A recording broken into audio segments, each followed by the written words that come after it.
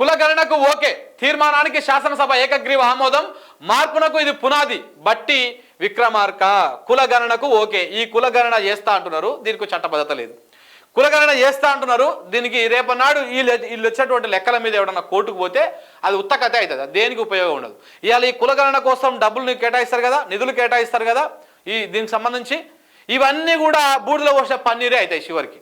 ఇప్పుడు దానికి చట్టబద్ధత కల్పించి ఒక కమిషన్ ఏర్పాటు చేసి అది ఏర్పాటు చేస్తే 100% అది దేనికైనా వర్కౌట్ అవుతుంది. కానీ అలా చేయకుండా ఇప్పుడు ఇది చేయడం వల్ల దీనివల్ల ఉపయోగం లేదు. చట్టం చేస్తేనే ప్రయోజనం ఉంటుంది. నిజంగా బీజేపీ వాళ్ళు అదే అన్నారు, బీఆర్ఎస్ వాళ్ళు అదే అన్నారు, తెలుగు ఉన్నటువంటి ఎవరైనా అది అన్నారు. కానీ కాంగ్రెస్ వాళ్ళకు మాత్రము తెలుగు ఉండదు. ఇక్కడ చూడండి, వీళ్ళు అడిగేటువంటి క్వశ్చన్కి ఈయన చెప్పేటువంటి సమాధానానికి అసలు పొంతనే ఉండదు. నిన్న నేను ఒక చిన్న ట్వీట్ వేసిన చూడండి, అసలు ఆయన ఏం అడుగుతాడు, ఈయన ఏం చెప్తాడు చూడండి ఒకసారి. ఇక్కడ we are welcoming the resolution, we are nothing against this resolution. కాకపోతే మీరు మాట్లాడుతూ మూడు పదాలు వాడారు. మీరు జనగణన అనే మాట వాడారు, మీరు కులగణన అనే మాట వాడారు, సమగ్ర కుటుంబ సర్వే అనే మాట వాడారు, బీసీ కులగణన అనే మాట మాట్లాడారు. ఇది కన్ఫ్యూజన్ దారితీస్తుంది. నేనేమంటానంటే ఒకటే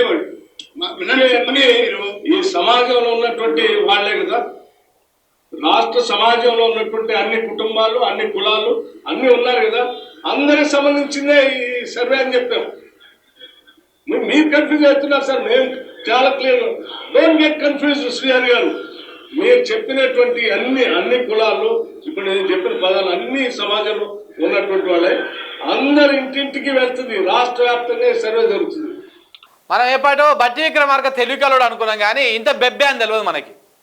ఇంత బెబ్బే ఈ మాత్రం తెలియలేదు అని చెప్పి తెలియదు. ఆయన ఎవరు, కడియం శ్రీహరి చాలా అద్భుతంగా అడిగిండు, స్పష్టంగా అడిగిండు. ఇది కులగణన, జనగణన లేకపోతే సమగ్ర కుటుంబ సర్వేనా? ఈ మూడు పదాలు మీరు వాడిర్రు, ఏంటిది ఇది అని చెప్పేసి ఆయన అడిగితే, అరే మీరు కన్ఫ్యూజ్ చేస్తారంటే ఏంది? కులగణన అంటే కులాలకు సంబంధించినటువంటి లెక్కలు వస్తుంది. జనగణన అంటే అంత రాష్ట్రంలో ఉన్నటువంటి జనాభా ఎంత, పిల్ల ఎంత, పితక ఎంత, మూక ఎంత, ముసలోళ్ళు ఎంత మంది అనేది తేలుతుంది.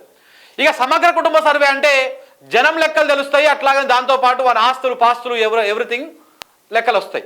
ఏం చేస్తున్నారు మీరు అని చెప్పేసి ఆ మూడు అంశాల మీద క్లారిటీగా అడిగిర్రు కడియం శ్రీహరి గారు. కానీ బట్టి విక్రమార్క గారేమో దానికి ఏం చెప్తా ఉన్నాడు, మీరు కన్ఫ్యూజ్ అవుతా ఉన్నారు, అన్నీ వేస్తూ ఉన్నాం, పోతా ఉన్నాం, మేము ప్రస్తుతానికి బీసీ కులగణనాన్ని పోతా ఉన్నాం, అది పోయినాక అది జనగణన కావచ్చు, అది సమగ్ర కుటుంబ సర్వే కావచ్చు, ఇది కావచ్చు అని. ఇక ఆయన ఏదో చెప్తా ఉన్నాడు. అంటే వీళ్ళు చేసేటువంటి పని మీద వీళ్ళకు క్లారిటీ లేదు.